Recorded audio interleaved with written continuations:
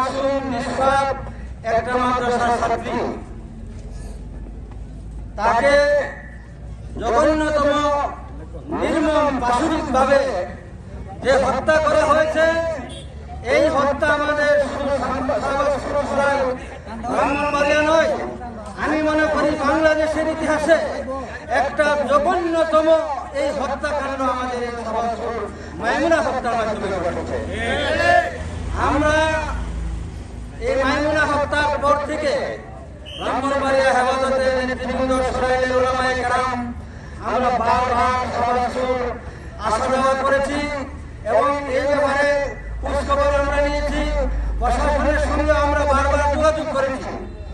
আমরা শাহবাজপুরের সর্বস্তরের মানুষের সঙ্গে কথাবার্তা বলে, মসজিদের মুসলিমদের সঙ্গে কথাবার্তা বলে সকল মানুষের একটাই রিপোর্ট আমরা সংগ্রহ করতে পারছি। সকলের মুখ থেকে এই কথা উচ্চারিত হয়েছে, ইমাম মুয়াজ্জিন সাহেব ভালো মানুষ, তাদের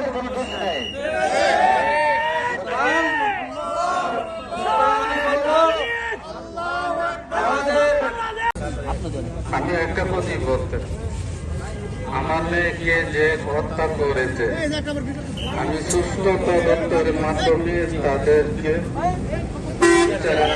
বিচার চাই এবং বিচার করা হোক, যাতে নিরীহ মানুষ হয়রানি না হয়, তাদেরকে একটু সচেতন করা।